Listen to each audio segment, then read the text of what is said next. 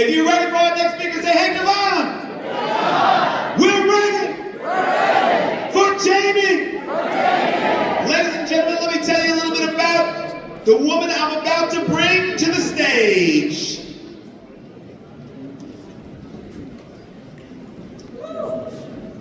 She is on the Forbes list of the richest self-made women alongside people like Oprah and Taylor Swift and Beyonce. Yes, she is that much of a big deal. In 2008, she founded It Cosmetics in her living room. In 2016, she sold it to L'Oreal for $1.2 billion. She is the author of the new New York Times bestseller, Worthy: How to Believe You Are Enough and Transform Your Life.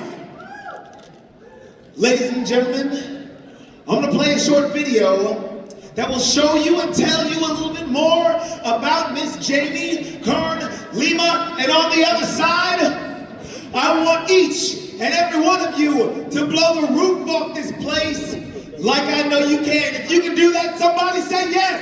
Yes. Somebody say yes. Yes. Somebody say yes. Yes. Well, let's watch that video. And products. Single biggest decisions I made that impacted the trajectory of our brand and sort of grew it from our living room into $1 billion company was those decisions that I just went with my gut on. Our next guest sold the cosmetics company that she created in her living room to L'Oreal for $1.2 billion, becoming the first female CEO for that company in over 100 years. And my, have you come a long way since then, Miss JKL? My friend Jamie Kern, the founder of It Cosmetics, became a huge success. She was on QVC 200 times a year. Her first book is called Believe It: How to Go From Underestimated to Unstoppable. Believe it. Believe it. Believe It, which just celebrated its 7th week on the New York Times bestseller list. Paul, your book is amazing. You are a genius. Really an incredible person, and like I said, we've texted back and forth because you're so inspiring and so generous. You're just pure vibrancy, vitality in her life, I think is infectious. You know, not only do this with you, it's my favorite interview ever that's ever been on my show. I usually get other people crying on my show. You actually got me crying on my show today, so. There's not a more sincere human being than that. There's this desire to serve that is so sincere it can't be faked. And there's a level of persistence and a level of caring and a level of love in this human being that has made her who she is, who is such a living example of what it book's about. You have been brave and you showed up and you made a difference, and thank you. You are a woman who has been showing up for people for so long that when you do something, the whole freaking world shows up. How do we get unstuck from those things holding us back? How do we step into all of who we are? And how do we learn to hear our own gut so we can trust it and become the person we're born to be? Jamie's got a new book out. It's called Worthy. You can go to worthybook.com. You can get access to it right now, and it is going to change your life. I am so excited for this book. You know why? Because it's going to save so many people. It's going to save them. Worthy, your new beautiful book, Worthy. Get this book. This book, I'm telling you, it's a book that can change anybody's life who picks it up. Anybody who's ever felt that they were not good enough, didn't measure up, something's missing in your life. I just tell you. It's powerful. It's happening. It's worthy. Worthy is groundbreaking. Yo. Oh my God! Worthy, you are worthy. This book is going to change lives. This book literally will teach you how to actually feel worthy so that you can have the strength, you can have the confidence. The lessons in this book and the strategies will change your life. You will never be the same again after you read this book. Jamie's book, Worthy, is a must-read. It is going to inspire you, empower you, give you the hope that you need and the kick in the rear end that you deserve. This is universal. I believe this to my core. In life, you don't rise to what you believe is possible. You fall to what you believe you're worthy of.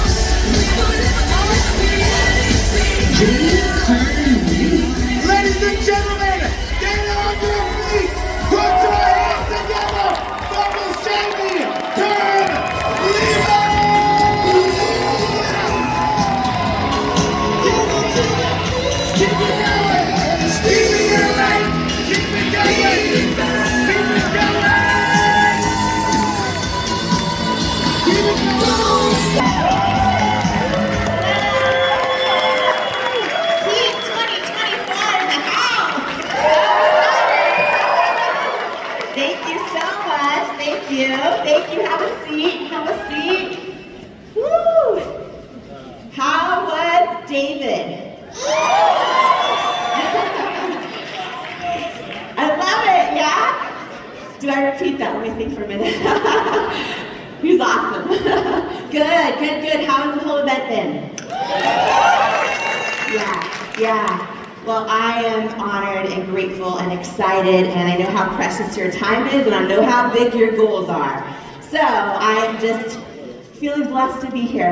And my hope and prayer is the next few minutes that we have together, that there is something in there that it is exactly for you. Exactly for you.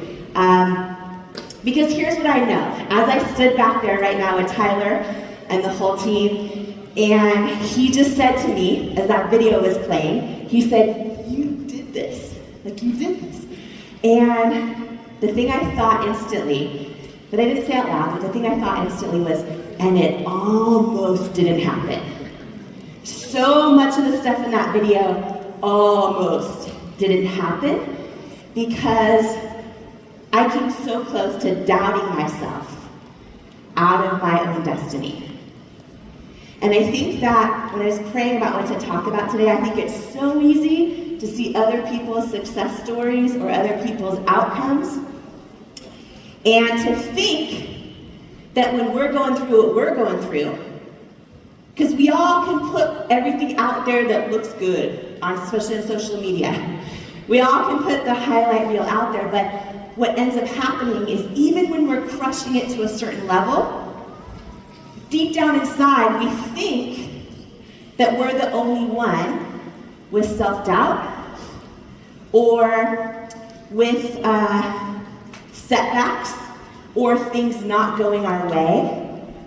And I believe, especially now having had the blessing of meeting tens of thousands of entrepreneurs, of having the blessing of me sitting backstage at QVC doing over 1,000 live shows in 8 years, selling over $1 billion of products straight to a camera, watching 1 out of every 5 or 10,000 actually get invited back because they hit numbers.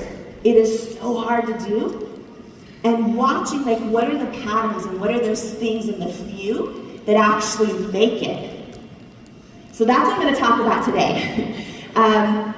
Because what I have learned and what I love and appreciate so much about what Peak does, about what Tyler does, is it's not just here's the skill set and the strategies and the action, which is so important. All those are so important. He goes deep into the why, which is huge, and the mindset piece, which to me is everything. That is everything. That is the thing. That is the thing. And how many of you got Worthy in the mail from Tyler? The book, brand new book, Worthy. Okay. If you haven't, I think you will be. Because he and I talk about this a lot. So Worthy is a book that I just launched, and it's actually sold out everywhere right now. So you can't even get it on Amazon. It's wild. Yeah. It's wild. But the whole gist of it that I want to share, and then we're going to go deep into why you should care and how does this affect your business goals and what you're building, is because while the skill set, the vision, the why, taking massive action, having unremitting determination, doing the hard things, defying the odds, all that's important, right? All that's important. The stuff that David shared today, all that's so important. And this is the thing, y'all. If deep down inside, deep down inside, whether you are a man, a woman, does not matter, you look at the data, and it's actually pretty equal. Deep down inside, if you do not believe you are worthy of the success, it will not happen. You will hit a ceiling in your business. You will sabotage an opportunity and not know why. And we think, oh, I've just got to get more skill set, I've got to build more confidence. And that's all important. But when deep down inside we don't believe we're worthy of the thing, our self-worth will become our ceiling. We will sabotage, we will doubt ourselves out of something all day long. And you look at the data, and right now 80% of women don't believe they're enough. 73% of men feel inadequate and don't believe they're enough. And number one, when deep down inside you fundamentally don't believe you're enough, it's a lie. That's the first thing. And I think the most important journey of taking your business and your dreams and your goals from where they're at to where you believe and dream of them becoming is learning to actually unlearn the lies that have you believing you're inadequate or not enough. And I don't know almost anyone talking about this, but this is the thing. This is the thing. And now that I've had the blessing and honor of spending so much time with so many people in that video, for example, or people who have built, $100 billion companies, every single one of them says this is the thing. It's actually learning to believe that you're worthy of the thing. Because we don't soar to the level of our goals and dreams, we stay stuck at the level of our self-worth. Like, we don't rise to what we believe is possible. And this is in your business, this is also in your personal relationships, by the way, your friendships, all of it. We don't rise to what we believe is possible, we fall to what we believe we're worthy of. So this is the one thing that will change everything. And so, in our time together, I don't want to make it through, I want to make it count. So is everyone on board to go like a little deep for a few minutes? Yeah? Okay. Because I don't know if you've ever had this experience. I've been a student, like a personal development student my whole life. When I was a Denny's waitress, I would save my tip money like to sit in the very back row of a Tony Robbins event.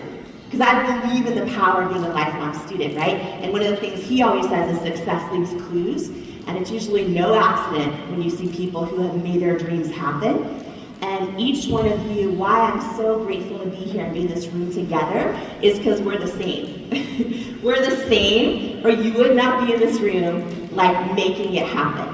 You know what I mean? And so when I think about the number of events I have sat at, and maybe you've had this experience where you're like, oh, that's great, and then you leave and you're like, I don't remember anything. And, or it's like a month later, and you're like, what was that thing again? So the way we're gonna go through the next few minutes together, I want it to take root in your soul. So instead of hearing some of the stuff I'm sharing as like it's me sharing my story, I want you to imagine that you're actually going through it. And when I share a couple of things in the next few minutes, can you do whatever you can in your power to just put yourself in my shoes and think about in your life right now with your own amount of self-doubt, with your own amount of faith and the role faith plays in your life, with your own amount of confidence and self-worth, what would you do? What would you really do right now in some of these situations? And my hope is that in the end of our time, they are in your body so much so that the next time you face a hard time, or the next time someone tells you no, I don't think you have what it takes, or the next time someone tells you no, or you're unqualified, or the next time you tell yourself those things in your own head, that you can tap quickly into a knowing that knows those things are not true. And I think that is one of the most important things, because in this journey, what I believe is so many of us, and this is gonna be men as equal as women, so many of us have had rejections, failures, setbacks, naysayers, regrettable incidents, embarrassing moments, things that not just have shook our confidence, right? Because when we fail or have a setback, and this may have happened in the 4th grade, and it may have happened last week. When we have really, really strong self-worth, and we know who we are, and we've done the work on that piece, what happens is when you have a setback or a failure, then it shakes your confidence for a minute, but that's it. But what most of us have had happen without realizing it is that we've had these rejections and these failures and these no's and these setbacks and these poor outcomes, and we've actually, instead of just letting it shake our confidence, we let it take root at an identity level to the point where deep down in the back of our head we think we're a failure, or we're a reject, or we don't have what it takes. And we can hide that from the world, right? And really quick, before I dive in, because this is a room filled with powerful achievers. And, right, powerful achievers. And here's what's so important. This is what I want to say. If you've ever crushed a goal and taken it to the next level and the next level and the next level, and you're like, why can't I enjoy it? Why don't I feel fulfilled in the pursuit of it? It's because all of those things build confidence, which is important, but none of them build self-worth, which is different. And underneath it all, if you do not learn to raise your self-worth and believe you're enough as you are, you will never be able to feel fulfilled in this pursuit. And you might say, well, I don't want that because if I believe I'm enough, I'm gonna lose my edge. I'm gonna lose my edge and I wanna go to the next level. That's actually, I don't know if I can swear. You swear already, so, okay. It's total bullshit. Let me just say this. Like, we're in this together. Believing you can achieve your way to love is a lie, but I am right now more ambitious than I've ever been in my life, and I finally actually am enjoying it. And here's the thing, if you want to double your success, you double your self-worth. If you want to double your net worth, you double your self-worth, because your self-worth is your ceiling, and the higher you raise it, right, the more you overcome self-doubt, the more you believe you're adequate, the more you believe you're enough, you actually become more ambitious. You become fearless of going after the things, because you know if I go hard and I go for it and I put it all out there and I put it all on the line, I might fall flat on my face, but that's only going to shake my confidence. It cannot touch my self-worth. Right? That's why it's so important. So, in our next few minutes together, I just want you to think of things from that perspective and go through them as if this were you.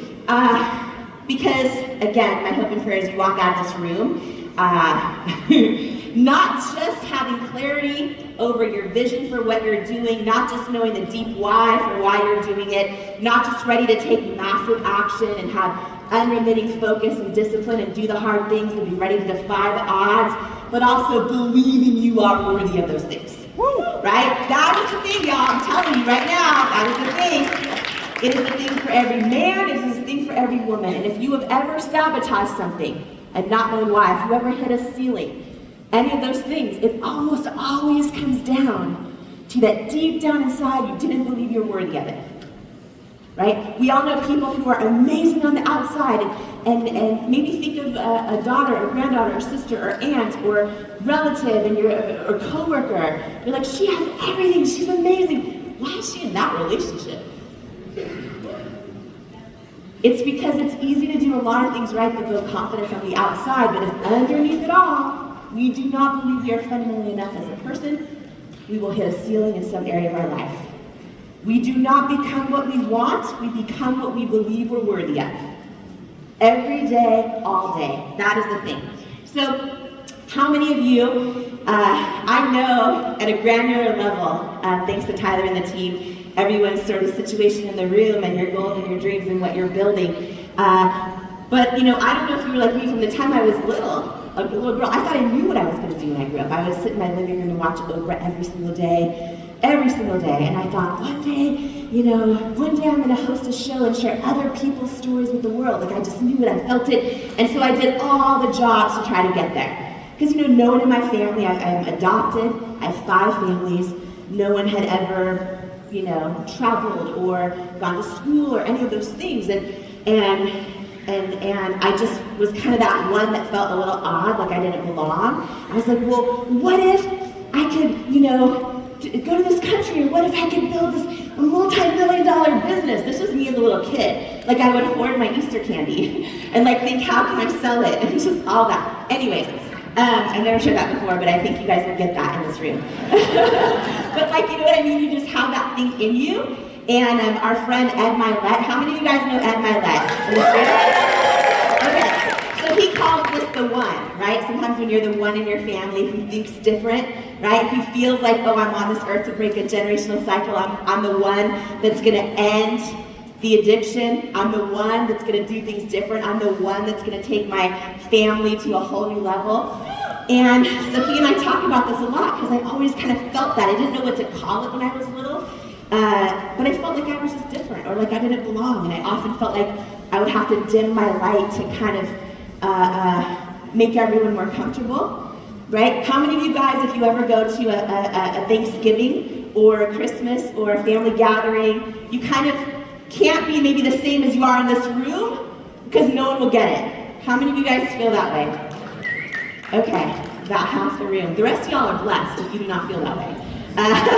But I always kind of had that feeling, and so I was like, I just had a vision, right? And I knew I had these big dreams that I wanted to do, and so I worked hard to do all the jobs to get there, and bag groceries in a grocery store, waitress at Denny's, all the jobs, and I was eventually what I thought was my dream job that I was going to do forever. I was in television news and moving up in markets and anchoring the news, and what I didn't know was I was about to enter this huge season of setback in my life, and huge season of self-doubt. Now, what I know now, right, and maybe someone in this room needs to hear this if you're going through this right now, because I know it's easy to walk into an event like this and put on a persona like everything's good and you're crushing it, but so many of us are in seasons of fear and setback right now. So many of the most successful people I know are in seasons of fear and setback right now. What I believe to my core is that so often our setbacks are actually God's setups for what we're called to do, right? They're God's setups for strength we need to build deep down inside so we're strong enough to carry the weight of our successes when they come. Right? There's setbacks that build that resilience and that pattern recognition so that we have put in the reps by the time we get to the place where we need to know, oh yeah, it's time to go on autopilot with those reps that I put in because I have that muscle now. And now I'm taking things to a next level. But when we're in the season of setback, we don't know that at the time. It just sucks and it doesn't feel good. And so I was in this huge season of setback where I have this skin condition called rosacea, and it gets bright red and bumpy, and I was anchoring the news thinking I'm in my dream job, thinking I'm about to launch a talk show and everything's going right, and I was live on the air and I hear my earpiece from the producer, there's something on your face, there's something on your face, you need to wipe it off, you need to wipe it off. And I knew in that moment what it was, but I just kept it together because you're live, you cannot talk back on live TV, right? So I'm live and then in the commercial break I go to cover it and it won't cover. And what it looked like was, y'all can imagine desert clay cracking. So it was like the makeup was cracking and the red was coming through and the bumps were coming through. So I keep just trying to go forward with the newscast, and I ended that day and I started just spending my paycheck on every single product I could find. I'm like, there are thousands of makeup companies out there, something's gotta work to cover this. And I spent my whole paycheck, every type of product, the most expensive, least expensive, everything, and nothing would work. And I found myself in this season of thinking I was gonna lose my job, of every time I was live on air, you're supposed to be happy and connecting with the audience, and in my mind, I was thinking thoughts like, am I gonna get fired? Am I costing the station ratings? Are people turning the channel and trying to get right off real fast? And I'd be live on air and I'd still hear him almost every time, it's still there, it's still there, okay, it's there again, it's there again. And I was like, I didn't know what to do. And then one day, and maybe you had this moment when you launched your business, or when you thought of the idea to, or when you thought of the idea for a career change. I got this deep knowing one day that was like, wait a minute, if you cannot find anything that works for you, what if you create something that works for you? It's probably gonna help a whole lot of other people. What if you actually change your entire life, leave this dream you thought was your dream, and actually go for it and launch this business? But then really fast, and I don't know if you've had this happen, really fast while I had that sort of that feeling, I should go for it, maybe I could succeed, maybe it could work, maybe I could create something that'll impact people and change their lives. My head, which is where self-doubt lives, talked me out of it really fast. It said, oh, but you've got no money, you're unqualified, you have no connections, you don't know anyone in that industry. So I lived in this place, and maybe you can relate to this, where you have this feeling, this instinct, this knowing, and you look at the data, this hits men as much as women, you have a feeling, a knowing, whether you believe that comes from your creator, or your soul, or whatever you believe, it is very different. We all have it, and I had that feeling, I'm supposed to do this thing, and my head just talked me out of it. And this went on for a long time where I lived in that place, right? Between my self-doubt and my knowing. And I sat there, and it wasn't until a deep why hit me. And I know you guys know Tyler talks a lot about this, about that deep why. which is one of the most powerful tools you can lean on when times get tough. It's one of the most powerful tools that's your North Star, and it's also one of the things I think most people get wrong. Most people get wrong. And I'm not going to go deep into it today, but what I want to share quickly is this moment where this why hit me, okay? And I want you to apply your own why for your business right now in this story. It hit me where I realized, yes, I want to create a product that helps other people, for sure. But that why alone, even though it would have sounded good if I told everyone that why for doing it, it wouldn't have actually been deep enough and powerful enough for me to not quit when I was about to enter a season of years and years and years and years of no's that I didn't know was coming. But it was honestly, I wish I could tell you it was me knowing, like having intelligence. It wasn't. It was pure grace that this deep why hit me, where I realized this does not make sense that no products will work for me. This makes no sense. There's thousands of companies out there. And then I realized, like from the time I was a little girl, I used to see those magazine ads and the television commercials, and I loved them. I loved seeing them. But they always made me feel deep down inside like I wasn't enough.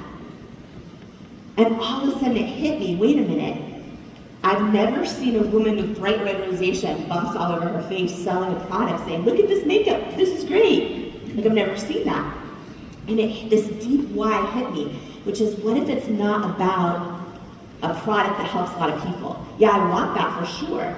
But what if I can put real women as models, like every age and shape and skin tone and size and skin challenge, the way I have it, and call them beautiful and mean it? What if it was like this God-sized dream hit me. It was like, what if I could totally shift the definition of beauty in the whole beauty industry? Like for every little girl out there who's about to start doubting herself, and every grown woman who still does. And that why felt so deep. That is what gave me the courage to leave what I thought was my dream job and go all in, right? And it was that why hitting me, because sometimes knowing when to let go of a dream matters as much as when to go after one. And it just hit me, and that why was so deep. And so I just want to encourage you, as part of all the incredible work you're doing in this event, and then outside of this event, take a look at your why. And I know you guys have done a lot of work around this with Tyler. Take a look at your why, and then challenge yourself to peel back the layers and go deeper to the why beneath the why. Because a lot of times, we have a vision statement for our company, and we want to build multi-generational wealth. We want to, give incredible housing to multiple families. We want to change neighborhoods. There's beautiful whys that are true and so powerful. And with that, I still want you to peel back those layers and go, but why do I want that? Why? And when you get that answer, peel back them more and go, but why do I want that? Because getting to that root, the root deep why that you're going to lean on, I don't know anyone who has not done this who's built $1 billion business.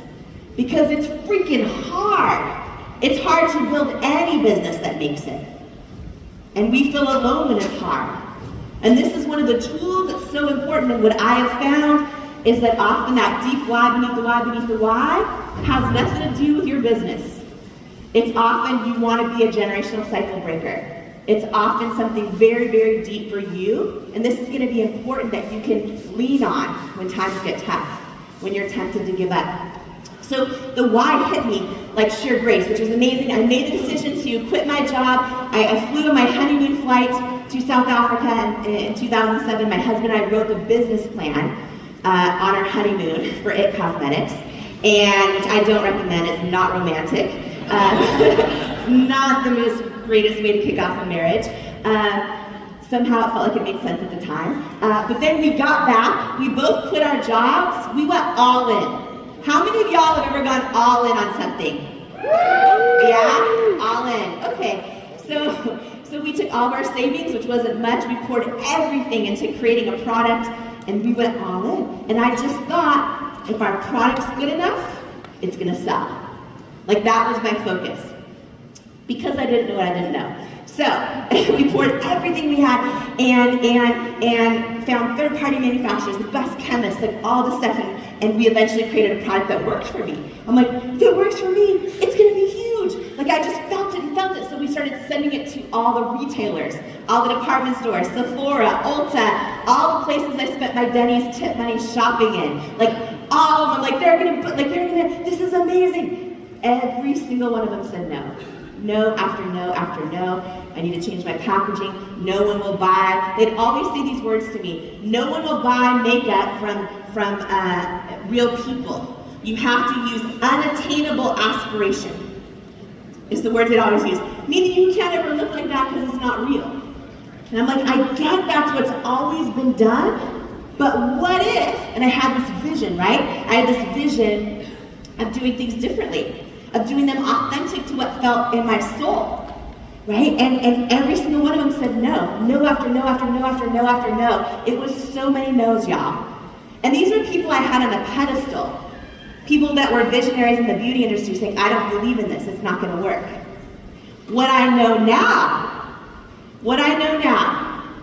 is that even people who are touted visionaries and experts, they often cannot believe something's gonna work if it's subconsciously they've never seen social proof it's worked before, right? If it's never been done before. And here's the thing I just want to tell, Tyler and I were talking about this backstage. If you are approaching your business right now as one of the brave ones, willing to do it authentically to you, by definition, it's never been done before.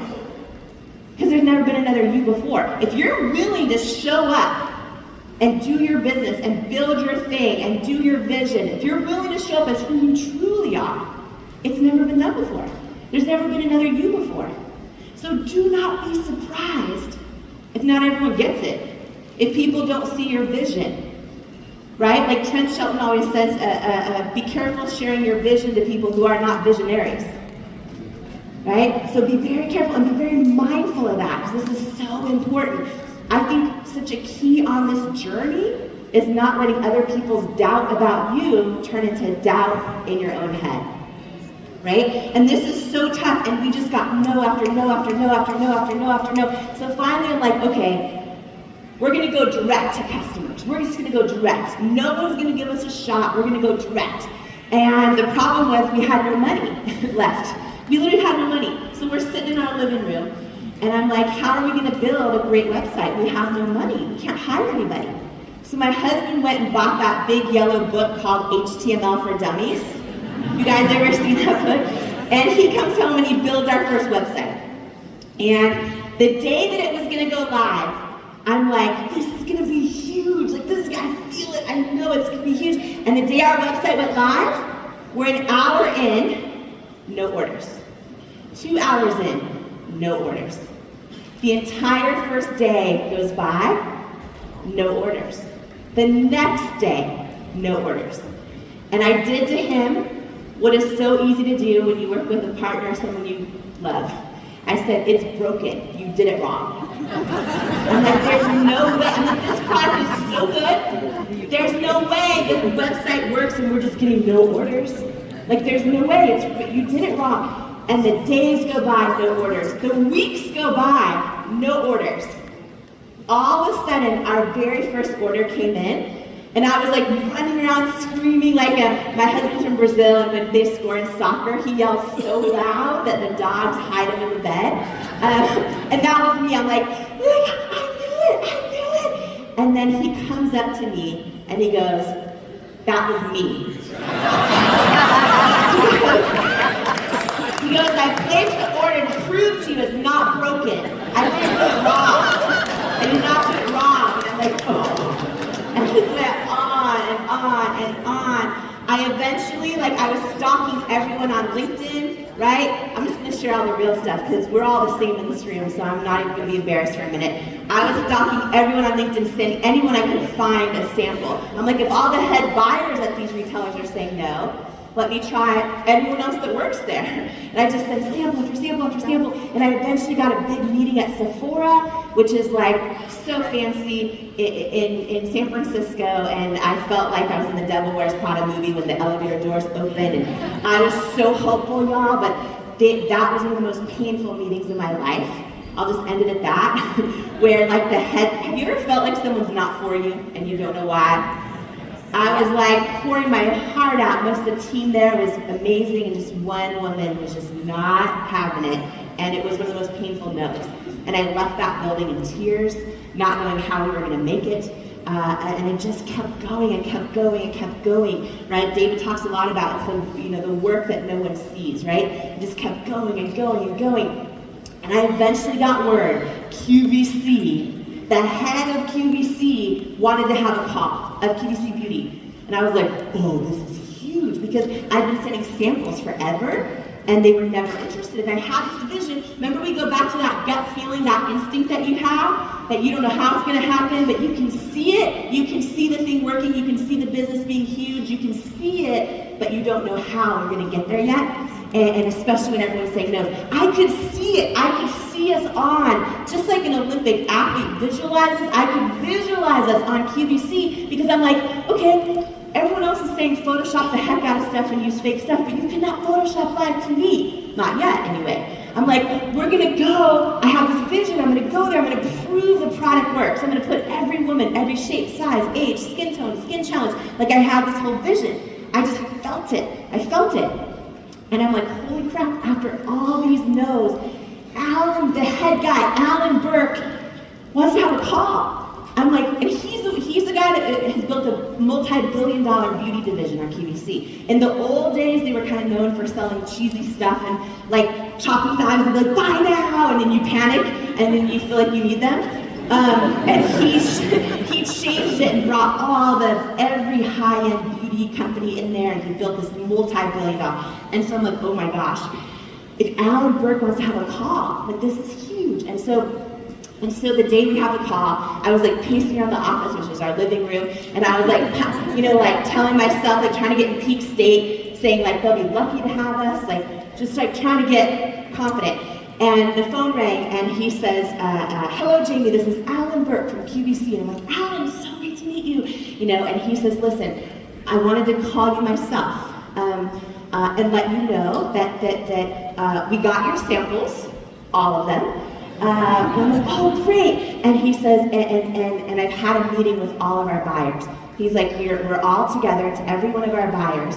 And I want to tell you directly that it is unanimous that you are not the right fit for QVC or for our customers. And first of all, when someone tells you you're not the right fit, it just hits one of those kind of core wounds of like, I'm not enough, I don't have what it takes, I don't belong, all those things, right? And, which by the way, in Worthy there's an entire masterclass on how to reframe rejection and no's in your life so that you become fearless over them. Fearless over them. We should do a talk on that for like an hour or two one day. It's like, oh, it's such a thing. But anyhow, he says you are not the right fit for QVC or for our customers. And right away, I don't know how we're gonna make it, y'all. We've got no money. We've got no money. And I could do a post on social media that looks good, but we've got no money. And I'm like, I don't know how we're gonna, and I'm like, I feel this vision, like I feel this freaking vision, like I can see it. How is he telling me this? Like I see it. When I get still and pray, I feel like God is telling me this is the thing. But then how is he not, how is Alan Burke telling me you are not the right fit for QVC or for our customers, and it's unanimous? So right away, tears start streaming down my face. I'm hoping he can't sense it, and I go right into repitching myself. I'm like, oh, but Alan, I am the right fit. And I go to tell him why and all the reasons why his customers need us. I just go hard. And he just thanked me for loving QVC and said it's a no. And I hung up the phone and I went under my covers and cried.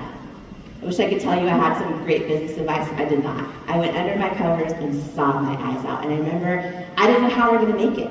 And I did not know why. Every single time I prayed and I got still, it felt like I was supposed to keep going. And I would literally ask God, why do I feel, is my gut wrong? Am I hearing you wrong? Because I feel so clearly I'm supposed to be doing this thing and it is not going my way. It is not going my way and no one else is believing in me and no doors are opening. And every day I pray the right doors open and the wrong ones close. But I'm like, but can you stop closing all of them? Right? Can you stop closing all of them? And I remember waking up the next morning, and I hoped it was a dream. Have you ever had that happen? You get really bad news, and you wake up the next day, and then you relive it again and again. This went on 3 days in a row, and I remember writing in my journal these words: know your why, then fly, girl, fly. And I leaned on that why. Like, I was like, I cannot let these no's take me down. Like, I know why I'm doing what I'm doing, and I know people need me, and I know this industry needs me, and I know where I'm going, and I know what I'm building, and just leaning on that. And that why that felt bigger than myself. So I got back up and I kept going and kept going. And then I got a call that did change my life forever. A big private equity firm, a potential investor, really well known, who is known for investing in smaller pre-revenue companies and turning them into big, huge successes that we all shop for in grocery stores or big box retailers. They got hold of our product and wanted to have a meeting. And I was like, this is gonna be huge. Like, if they invest, A, I'm not gonna go bankrupt. B, maybe they can use their power, their leverage to get us into all these stores that keep saying no. So I was like, okay. And then we started taking meetings after meeting after meeting. We hired lawyers. We got to the diligence phase, right? Which is meetings that acquisition is likely gonna happen, or investment is likely gonna happen. And it got to the final meeting. My husband and I flew up for this meeting, and we we pitched the whole future product pipeline, and it went so great. And we got to the very end of the meeting, and my husband was right here. I just remember the scene like it. My husband was right here. The head guy, who was awesome, by the way, like so into the product, he's right here, and then his whole team is behind him. And I was like, this is the day that's gonna change my life and my company. And we got to the very end of the meeting, and he says to me, congratulations, like you should be so proud of this product and everything you built. It's just such an excellent product, but it's a no. We're gonna pass on investing. You feel how I feel. Yeah, we're gonna pass on investing in cosmetics. And I was just like, okay, can you tell me why? Can you just tell me why? Because feedback is usually a gift. And he's 3 feet from me. And he got really quiet. And he says to me finally, do you want me to be really honest with you? And I was like, yes, please. And he got really quiet, and he says, and he took this deep breath, and I remember his mouth started moving. I remember my heartbeat was in my ears, because I was like, what is it? And he says to me, and he's 3 feet from me, and he says, I just don't think women will buy makeup from someone who looks like you with your body and your weight.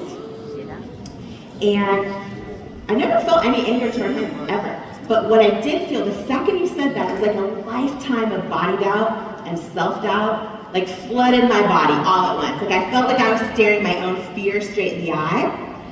But why I'm sharing this story is because when he said those words to me, I just don't think women will buy makeup from someone who looks like you with your body and your weight. I got that feeling, like that strong, some of us say it's a still small voice from God, some of us say it's a whisper or intuition or a gut or a knowing. But when he said those words, I got this feeling so strong right here that said, he's wrong. That's right. He's wrong.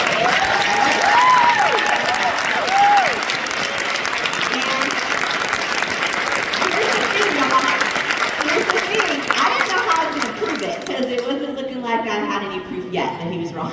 But I felt that feeling. And when I look back on that moment, here's what I believe happened.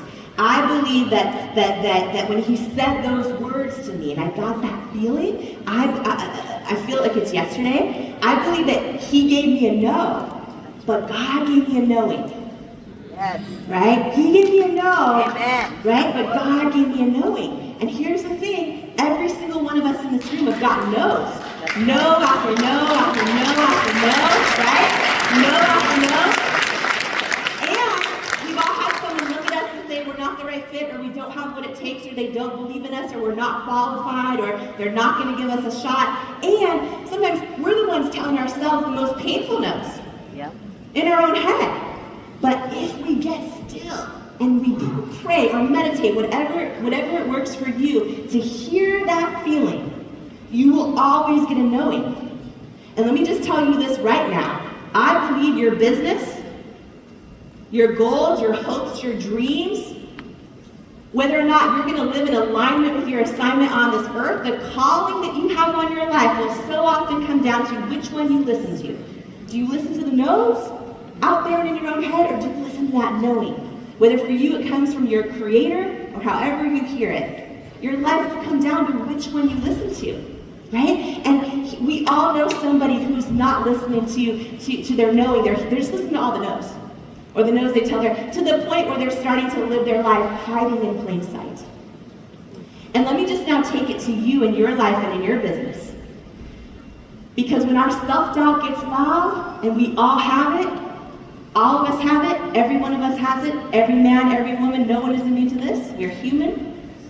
When we start listening to that self-doubt, we literally start living our life hiding in plain sight. And you can be crushing it in your business and going, yeah, but I'm hitting a ceiling.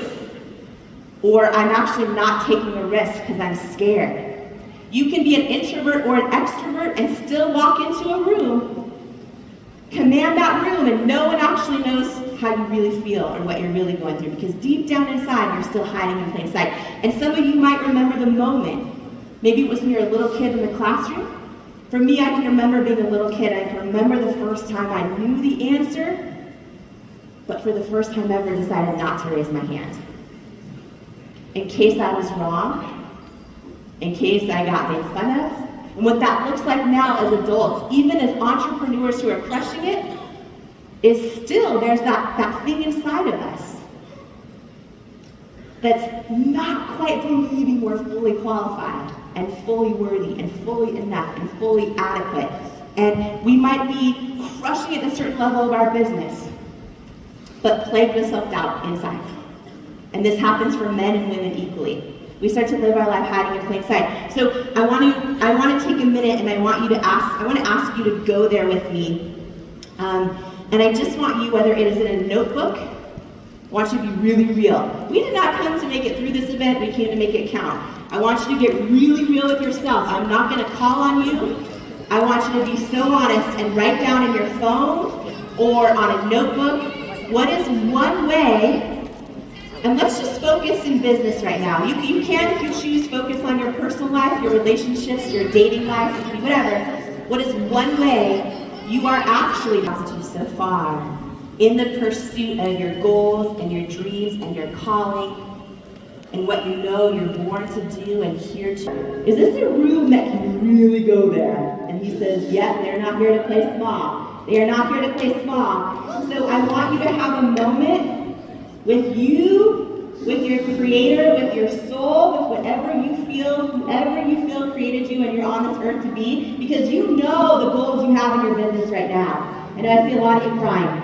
You know the goals in your business. You know why you are here. I want just to ask you, if it feels right for you, just to close your eyes for a moment. You may want to put your hand on your heart. You may just want to close your eyes.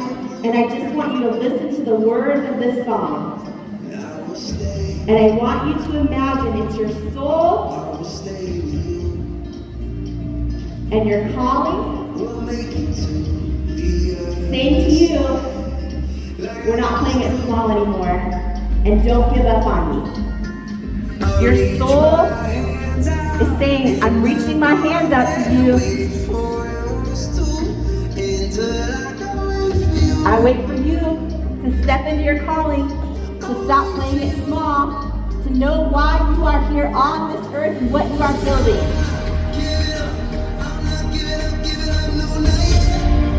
Your soul and the person you're born to be is saying, even when I'm down to my last breath, even when they say there's nothing left, don't give up on me.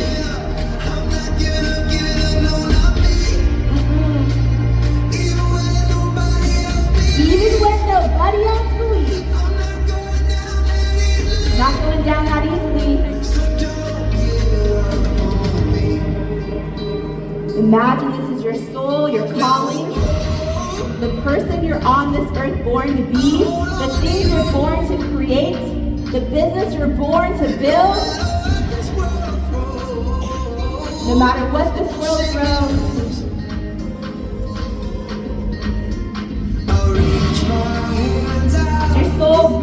your hands out.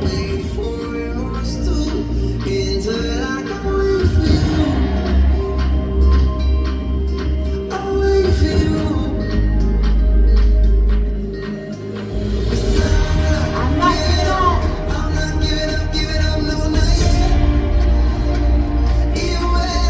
Even when you're down to your last breath, really feel this. What part of your calling on this earth, what you're supposed to build, and the person you know you're going to be, and the ideas you're here to share, and the art and the talent and the expression of your soul you're meant to share with the world, not going down that easily. Your soul is saying, don't give up on me. And I want you to imagine being that person, because this is who you are, that is the full expression of who you are. The person that doesn't just put in the rest, but raises their hand, but goes with that gut feeling on that big idea, that believes your dreams are possible, that believes in that vision that you hold for your business, but also knows you're worthy of it, or it wouldn't be on your soul. And what I know is to let things truly take root and to have transformation happen, it has to get in your body. It cannot just be in your mind. And so I want to ask that if you are able, first of all, turn to your neighbor and say, stop hiding in plain sight. Turn to your other neighbor and say, no more hiding in plain sight. And if you are able, I want to ask that you just take a moment. We have a couple more things to cover, but before we do, take a moment, stand if you are able, and just move your body and cheer for every person in this room.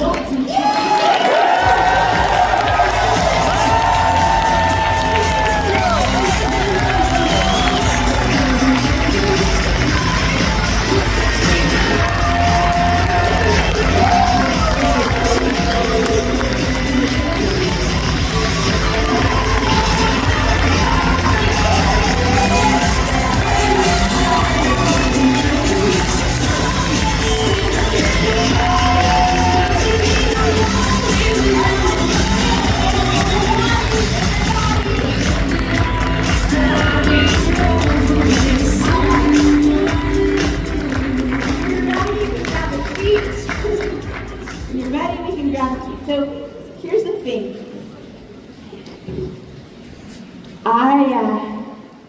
We know what it feels like when we're the fullest expression of ourselves. And I will tell you all day long,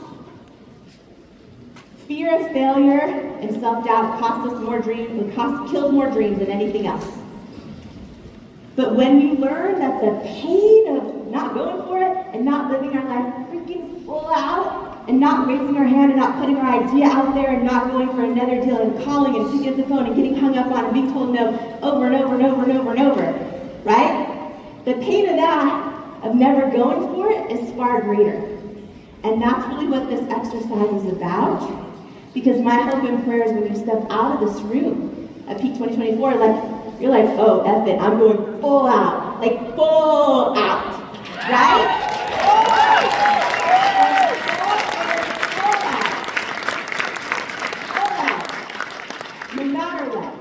No matter what.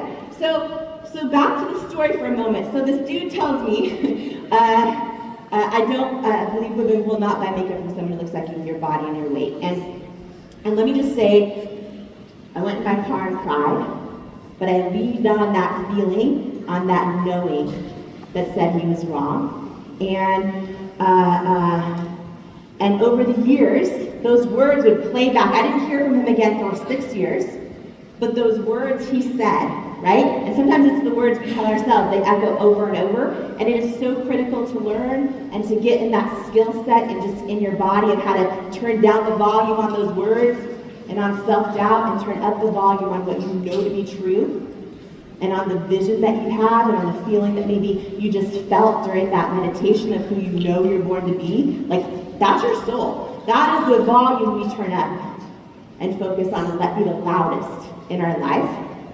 And there's so many tools in Worthy. There's the chapter 2, which is when you change your relationship with rejection, you change your entire life, right? So many of the tools on reframing no's and rejection are so important, and they're so powerful to become fearless over no's. Like there were times where his words would come in my mind again, or any of the other no's. There were thousands of no's.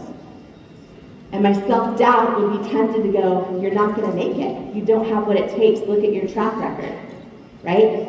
I would have to reframe every single rejection in a way that I just felt like, okay, rejection means I'm one of the brave ones willing to go for it. This new no I just got now, doesn't mean I don't have what it takes. It means I'm putting in the reps and I'm one step closer. He didn't see my value? Okay, well what I know is that's not a rejection. I know God will block my value from people who are not assigned to my destiny. So, right? I believe that. I believe rejection is God's protection. I believe it. And so when rejections or setbacks or naysayers or no's happen, what am I going to focus on? My self-doubt that says, you don't got what it takes, you're not enough, you're not qualified, there's proof again. Or, no, I'm going to believe what my soul believes. Any of those definitions of rejection, right? And I'm going to trust that. Because that is how you don't let it take root in your identity and hold you back and lower your self-worth. And these tools are so important. I could talk for hours and hours on each one of them. And I had to do that in the journey. Because remember, your self-worth is your ceiling, right? It does not matter what this dude said to me. People say stuff to us all day long. The key is how do we handle it? And at an identity level, do we believe we are worthy of our goals and dreams? And for me, that was the journey. And part of that is how do you handle rejection and no's and all of that. So we kept going and kept going and kept going, right? And still sending samples to everyone and just trying to figure out how are we going to make it. And I was at this big beauty convention I'd registered us for a year earlier. We could not have afforded it when I went to it. And barely afforded the plane ticket to get there. There was this huge thing where there were 6,000 women in the beauty industry. You had a little table and all the buyers were there. And I was demonstrating our product and no one had heard of us. And we were 3 or so years into our business and QVC had a giant booth there, huge booth. And I'm gonna cut a long story short. I channeled this alter ego squirrel with big balls, which that's another story. But because you're not allowed to leave your table. And I have this fearless squirrel with huge balls that I have on my wall that's reminds me to be fearless. And I channeled that thing and I beeline for the QVC booth. And I went up to the buyer there, the head buyer, and I introduced myself. And I was like, I'm Jamie, I started a company called It Cosmetics. And she's like, yeah, I have your samples. And I said, but I never met anyone in person, right? So I was literally praying for the right words. I didn't even know what was happening. And I just was so desperate and trying not to be and did not know how I was going to make it. And I was like, God, you've got to go through me right now because give me the words. And I just poured out everything I had into her. And she gave me her card and said, let's meet. And I didn't know if she meant it, but she did. And I flew to Westchester, Pennsylvania, where QVC is. We had this big meeting, and I left that meeting with our very first yes.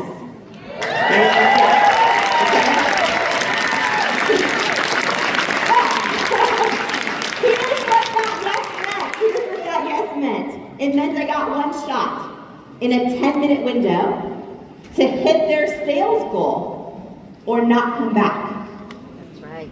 On live TV, live broadcasting 1 million homes. Then I learned to hit their sales goal in that 10-minute window, we had to sell over 6,000 units of product or not come back. Y'all, we were doing 1 to 2 orders a day on our website that did work, right? I'm like, how? And we had no money.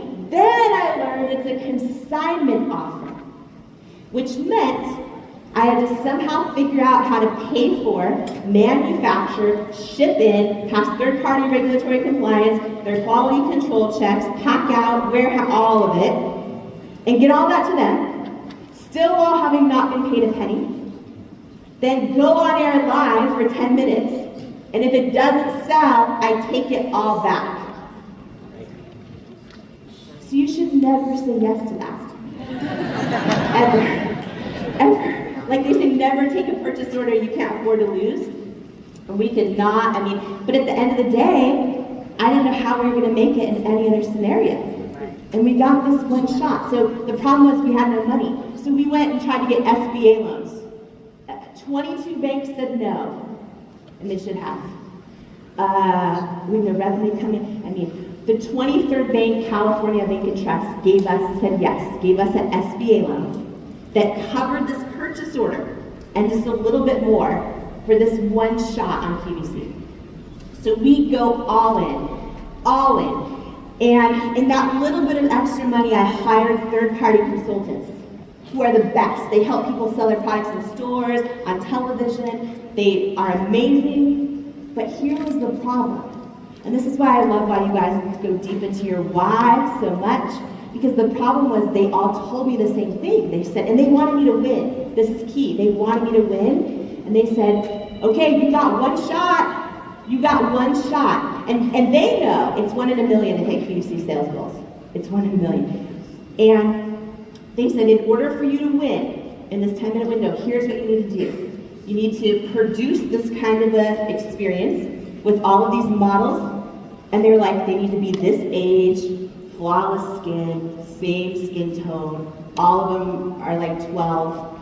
And I'm like, okay, but that's not why. That is not why I created this. I'm like, what if I put models in their 70s and 80s and then real women every age and shape and size and skin tone and have skin challenges and hyperpigmentation and acne, and I'm like, and I'll take my makeup off on live TV and show my rosacea, I'll prove that the product works. And they were mortified, literally, and they wanted me to win. You know what I'm saying? But they were giving me the best advice they knew how. And I flew out to QVC a week before my one big shot. And I sat in this rental car all alone, like parked in front of the door at this giant, QVC's giant campus.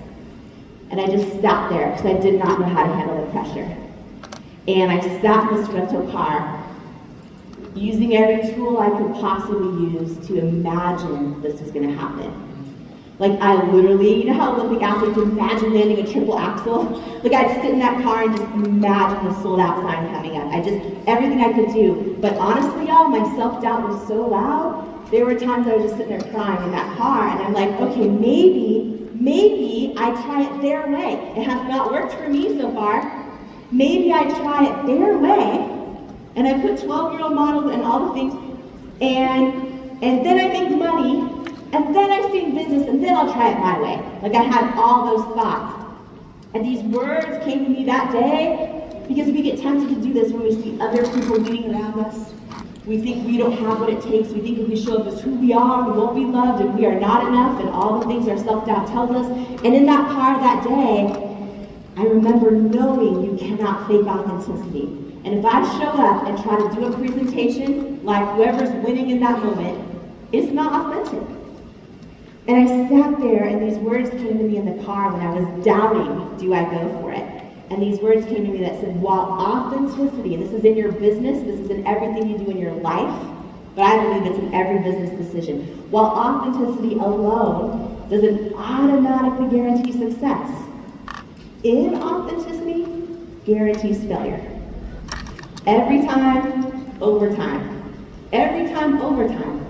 And I sat there and I was just imagining, who's that customer that's going to be, when I go live to 100 million homes on a camera, who's even watching? And I don't know why I kept imagining a single mom in Nebraska who was folding laundry and way too busy to remember that she's beautiful and that she matters.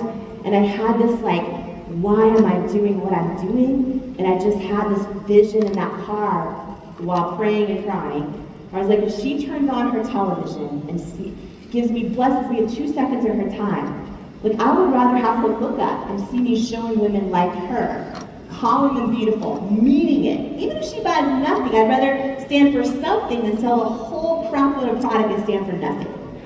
Right?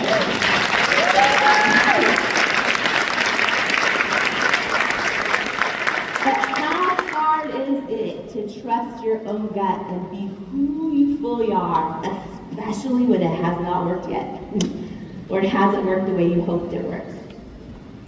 But y'all, when I go back to that thing about the know versus the knowing and about trusting your soul and who your creator tells you you are and what you're supposed to be and how you're supposed to do it, that's the thing. And trusting you are worthy of trusting yourself. That's another big thing, y'all. That's a whole other 2-hour talk, but how do you trust you are worthy of trusting yourself? That's the thing, and trusting that knowing. And I walked into that room, and the giant, I walk in and I learn you're not guaranteed the 10 minutes. If you go live, and they know by the second what your sales numbers are, so if you're all of a sudden live, the red lights go on and you're a minute or so into your sell, and you're not hitting numbers, you think you have 8 minutes or so left, the clock will jump down to 1 minute. The clock on the floor, and you know it's done. So I learned that. Walking in, I was like, okay, but I just knew. It was like maybe some of you had this feeling when we did that meditation. You just know what it's like to live in alignment with your assignment. And do you trust it?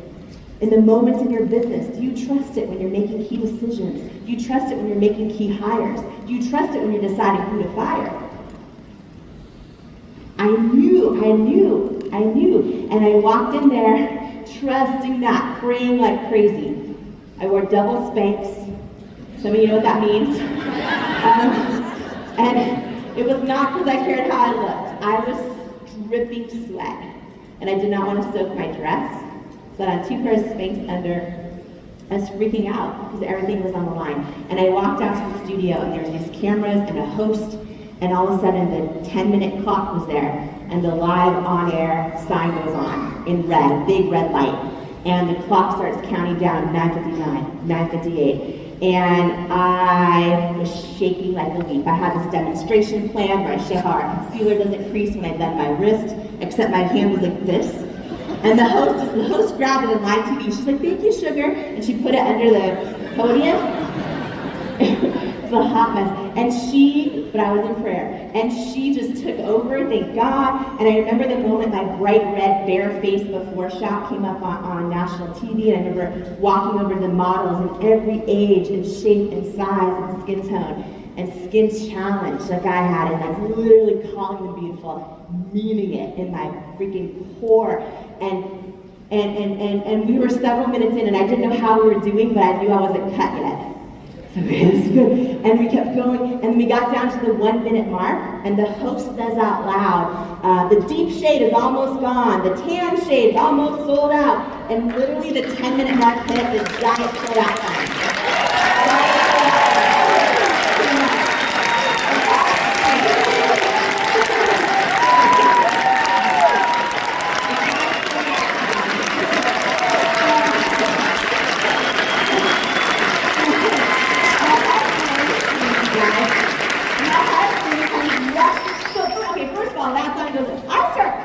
National TV. They cut from me and went to like Dyson Vacuum or something. And then my husband comes rushing through the double doors in the QVC studio. And I think he's coming to hug me. And he comes in and he just puts his arms up. He's like, we're not going bankrupt!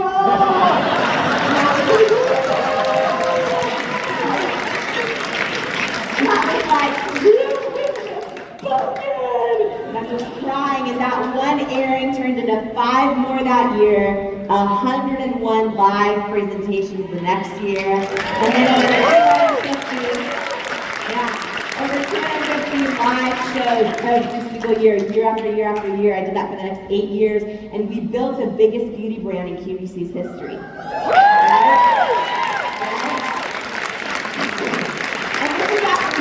Them saying you are not the right fit for us or for our customers. Nobody can tell you you are not the right fit. You can have a God-sized dream on your heart, and if He is for you, it does not matter who is against you. It does not matter. And we kept going. And then remember the head guy, Alan Burke?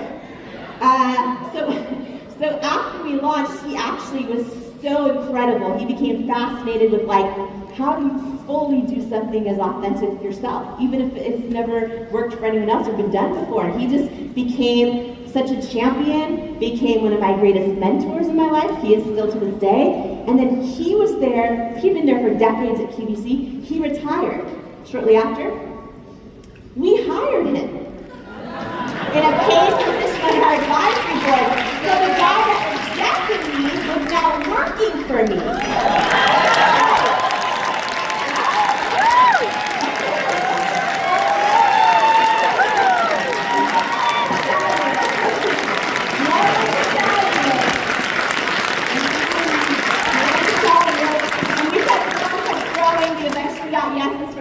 Eventually got yeses from Ulta Beauty, from all the department stores, kept growing, and started expanding internationally. And I just got that feeling, that feeling, okay, well, this is going slow. I want this vision to impact the world. We can do it on our own, out of our office, but it's gonna be slow. And I was like, what if we partner with someone like L'Oreal, who has teams on the ground in over 100 countries?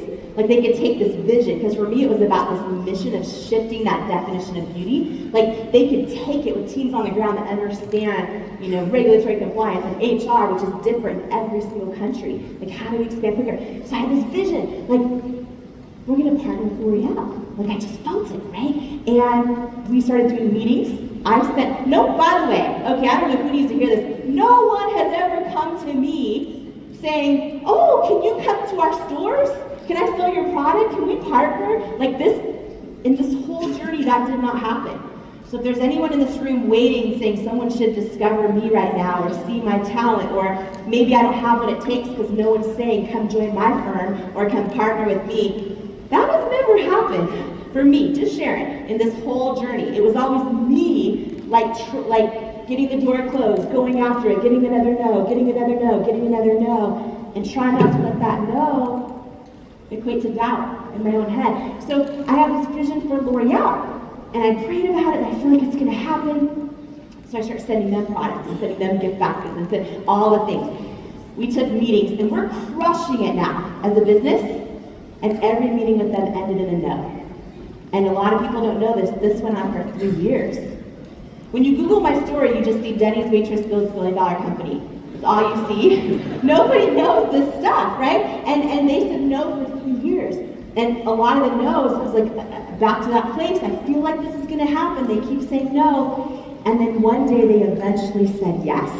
Okay? Years after no's. And here's how God works, y'all. Here's how God works. When they finally said yes, it became the first time ever we got another offer coming in. And all of a sudden, other people became interested, which had never happened. And then the offer L'Oreal gave us, I could have never imagined that in the days I was waitressing at Denny's. Like, it was so incredible. But these other offers were bigger. And so then I said no to L'Oreal.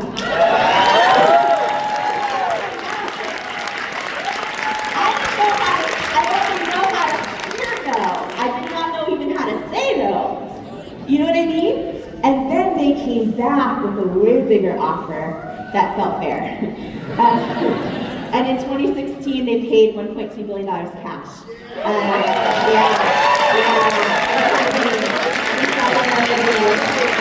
And they made me the first woman to have a CEO title in their 107-year history of any brand. And I went all in for them. I believe when people believe in you, part of your own journey is to do everything you can to prove them right. And went all in, and we doubled the size of the business the first 2 years post-acquisition, and just kept growing. But here's what happened: the day the deal was announced, L'Oreal's a public company, so they disclosed the purchase price. And my family and friends, they thought maybe we're doing all right now. They had no idea what was happening. So that's a whole other thing that some of you guys have gone through, and some of you will, when all of a sudden people realize, but anyhow, so it was announced everywhere. But that day was the first time in 6 years I heard from that investor.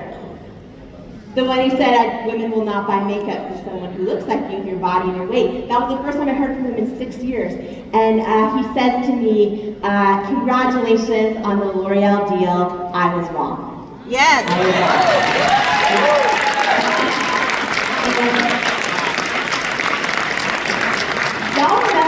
Y'all remember the movie Pretty Woman? Yes. Where she goes in the store and they won't help her. Yes. Right? And then she comes back a few days later. So what I wanted to say to him was, big mistake. Like, I can give you 1.2 billion reasons why it was a huge mistake. But I didn't. I kept it classy. I wouldn't have wanted to be him. But I also understand, y'all. I said this earlier. And I don't even get to say this in rooms very often, but Tyler was like, you gotta be all of every part. Everyone will get it today. God will block your value for people who are not assigned to your destiny. Okay? And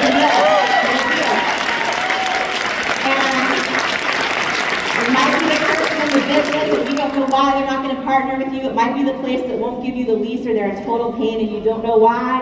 It might be the employee that left your firm to go somewhere else. It might be the person that broke your heart. It might be the friend that just doesn't invite you to things and you're trying so hard to be invited. I can go on and on. I believe He will block your value with people who are not assigned to your destiny. And things like this are so important to establish your own toolbox of what you believe when things like this happen so that you do not let them take root in some form of something that tells you you are not worthy of the thing that you believe is possible for you. So we kept growing, and eventually I just got that knowing that said you are supposed to use everything in your life to be of service to everyone else. And that was the day I decided to step away from the company, and so this year I funded leadership training in over 100 prisons and shelters across the country, and we donated over $40 million in products and service and money to women facing the effects of cancer. And then with Worthy, all my proceeds, 100% of them are donated for Worthy. It's to Feeding America, where 33% of households that are single moms are food insecure. So we've already donated millions of meals for Worthy.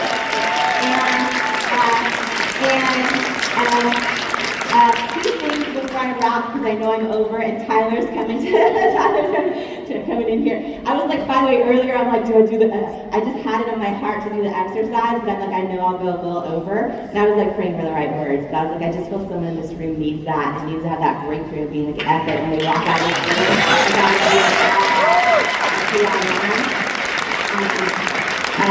The two things, so I know that Tyler has already, he's so generous with everyone here in the room and has already, I think, done something with Worthy, which is amazing. And so there is a whole bunch of stuff that I want to share with you that's free. So I sell nothing on my site.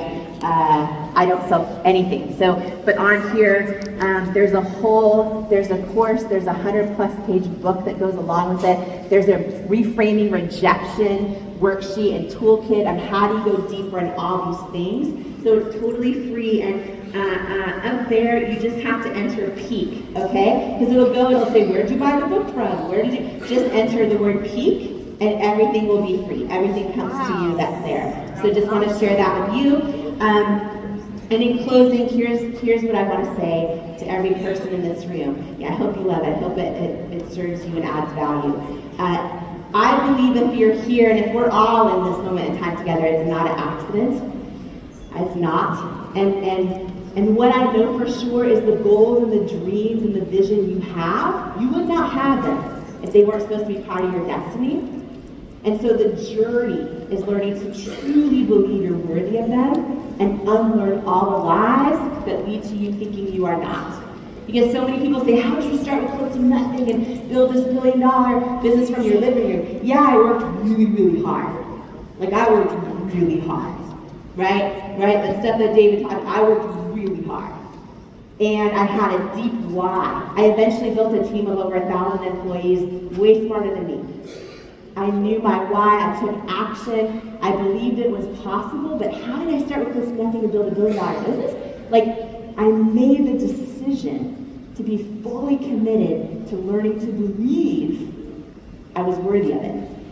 And that is the thing, and what I know in every ounce of my being is each one of you are fully worthy of every goal you have in your business, of your greatest hopes, of your wildest dreams, of all the unconditional love in the world. And my hope and prayer when you step out of this room is that you truly believe it for yourself. So thank you so much.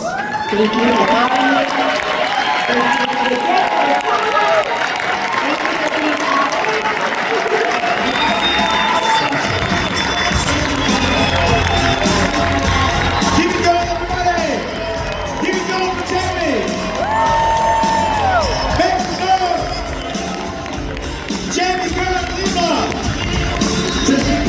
Y'all, let her hear you. Keep it going, more.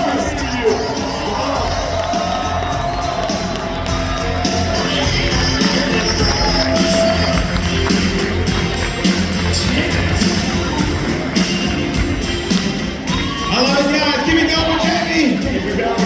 Go. Good? You good?